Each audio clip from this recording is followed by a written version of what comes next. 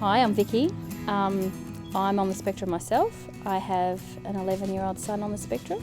Yeah, we've had a number of battles. Education has been a big issue for us. We've had 4 schools.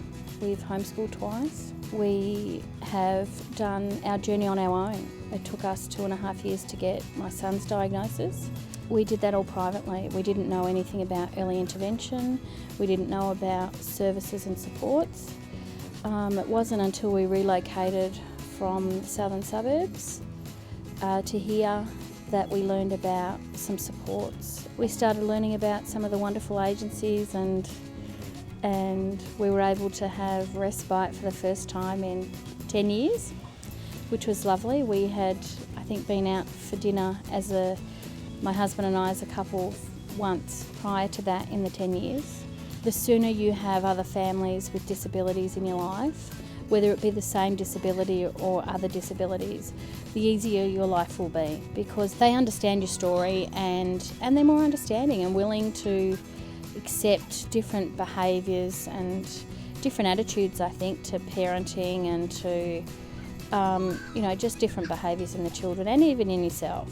Yeah, that has been probably a godsend for us. Anyone I meet that is on the spectrum, I always share my number and details. To me, it was a battle for us, and I don't want other families to have to go through that battle. And if I can pass on any information, I will.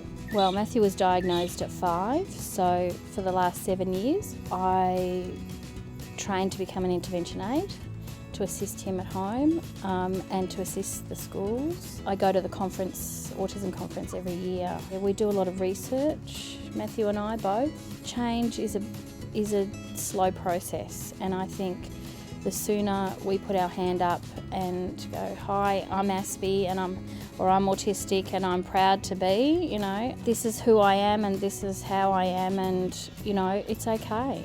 It's freeing. I didn't get my diagnosis till I was in my low 40s. It's been a godsend. It's been fantastic. So I think our first experience with Life Assist is we had an amazing day, Pirate Day. I came across a flyer and went, oh my gosh, that will be fun. We met in a local suburb and they bussed us down to the wharfs. We went on a tall ship and all the staff were dressed as pirates, and we all dressed up and we all went crazy.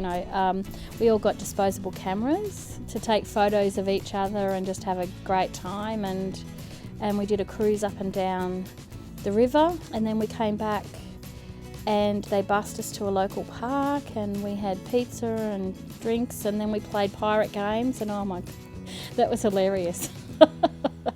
And we met lots of other families and we just had the best time, and the staff were phenomenal. And then they explained to us some of the other services they offered, and it was, I guess, our first picture at inclusion. It's difficult and a battle to get your diagnosis, and once you get your diagnosis, they go, here's your diagnosis, and then you walk away. And they've done some great things over the past 7 years to help. I think the setup for new families now is quite good. I think those they've got the basic information and now they're looking to learn the system a bit more, that's still really tricky. There's no information on, you should get on the Disability Support Register. These are the agencies that provide respite. This is what respite can do for you.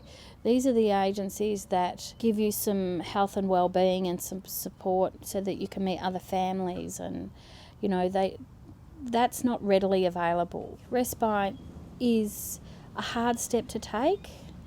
My husband still feels uncomfortable with that, but he understands. It's critical. 85% of families with autistic children separate. It's a high stat and it's very common. It's a tough life, especially for the guys. The guys are less able to be flexible and be patient, I think, and they've got more to worry about, and they find it harder to modify and move to a new vision of the future. Make sure that you and your partner spend time together. Very quickly and easily becomes all about the child, and they suddenly feel a little lost. and a little out of the picture. Yeah, it just means that my husband and I can have some time together, you know. Look after your own health.